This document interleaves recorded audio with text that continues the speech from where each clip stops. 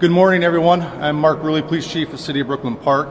Behind me is a bunch of amazing police chiefs that are here in support of a very short but very important message that we want to share with you. What you won't hear from any of us today is the rhetoric of abolish ICE or that there shouldn't be immigration enforcement.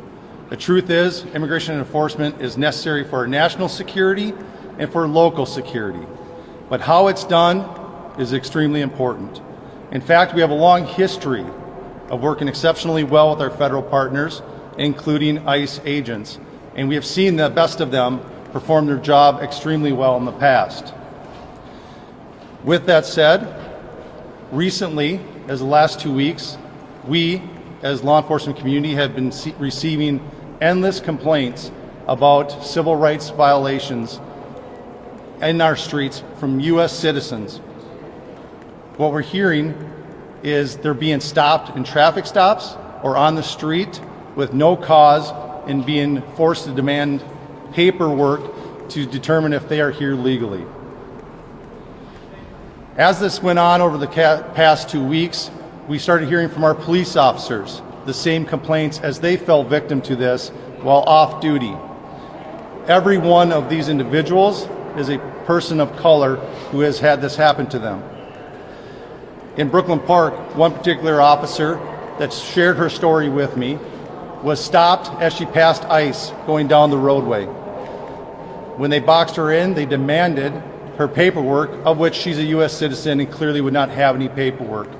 When she became concerned about the rhetoric and the way she was being treated, she pulled out her phone.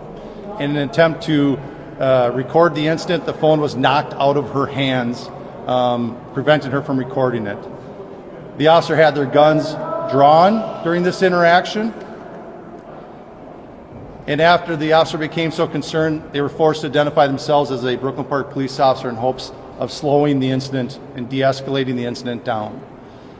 The agents then immediately left after hearing this, making no other comments, no other apologies, just got in their vehicles and left. I wish I could tell you that this was an isolated incident. In fact, many of the chiefs standing behind me have similar incidents with their off-duty officers. This isn't just important because it happened to off-duty police officers, but what it did do is we know that our officers know what the Constitution is, they know what right and wrong is, and they know when people are being targeted, and that's what they were. If it is happening to our officers, it pains me to think of how many of our community members are falling victim to this every day. It has to stop. This behavior erodes the trust that these police chiefs have worked tirelessly for the last 5 years and theoretically the last 60 years to stop this exact behavior from happening. Now, I want to be really clear. I've called lots of other ICE agents and HSI agents and have talked to a lot of individuals about this. This is not widespread. This is a small group of agents within the surge in the metro area that are performing or acting this way. As a matter of fact, as rumors of this had spread, I've received phone calls from ICE agents and HSI agents indicating this is not how they act, this is not what they do. Regardless, we're calling to action that we have more supervision over the surge, that this type of civil rights violations have to stop.